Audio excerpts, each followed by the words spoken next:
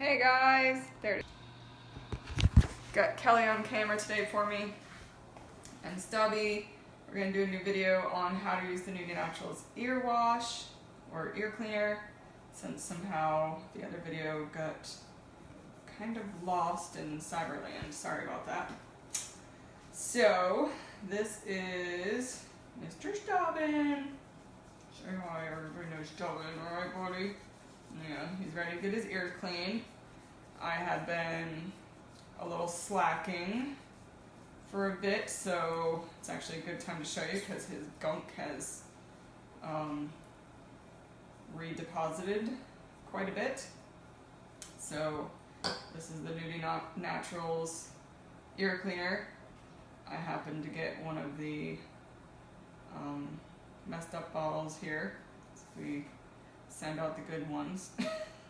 So don't mind my label all chewed up. So the purpose of how this ear cleaner works is not merely to put in the ears and then clean out the ears, but to use every day to allow the effects to build up, and over the course of a couple weeks to slowly reduce the buildup of the black gunk in the ears, which is typically caused by a chronic yeast infection in these hairless pets, hairless cats and hairless dogs. And this is why, you know, like I got my Chihuahua down here, Miss Ariel. Hi, yeah, you're on camera. And never have to clean her ears. She never gets any discharge in her ears. It's pretty uncommon for a haired pet, a furred pet, to get this kind of black discharge buildup stuff like this, because of the hairless pets not having the hair in their ears and just their body systems being more sensitive to different lingering infectious things. They tend to deal with the chronic yeast infections more, and then we have to deal with their yucky gunkies more. Right, buddy? So what you want to do when you first start the product is you're going to put it in the ears, just 4 drops in each ear, once a day, and do that every single day for a period of 2 weeks. So just put it in your routine, right away in the morning, right away in the evening, whatever. Try not to miss a dose, because it's sort of going to work, you know, kind of like any other treatment you would do on something on your skin, you know, I don't know, a wart or something, and you put your compound W every day, and you know, you got to do it diligently over time for it to reduce. So that's how you're going to do this. And every time you're doing the drops, as the product starts pulling stuff out of the ears, you can use a cotton pad to wipe what's coming out of the ear away, but otherwise you're just putting the product in the ears and you're letting it sit in the ears. You're not cleaning it out every time. Then at the end of the 2-week period, then you can clean the ears out really well, whatever's left in there, and then you move into, that's what I call the primary phase of the use of the product. Then after that, you're in the maintenance phase, and that's going to depend on your cat, how quickly they build up discharge. Stubbin, we're pretty good just doing his every other week now. Every 2 weeks, I just got to do a few days of the series of drops. So I started yesterday actually again, and you can see how well, sorry buddy, show off your ear. You can see how well it really pulled the gunk out. The way it's setting right there is because I put the drops in his ears yesterday.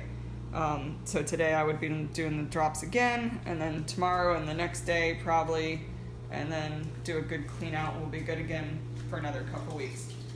Your cat may need it every week. It just depends on your cat and the level of discharge and how stubborn their situation is. So yeah, I know, buddy. That's it. We just do our 4 drops. You can see you can just wipe around the outside, but keep the product in the ear.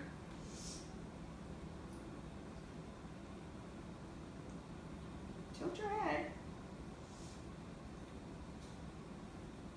Good boy. I'm very lucky I have a very good participant here. He's a good boy.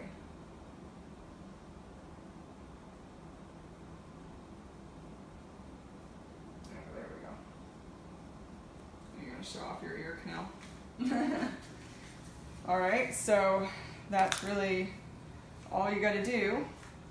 And then after, you know, the 2-week period, or after a few more days during the maintenance phase, then you can get your Q-tips and wet them with the product and actually do a good clean.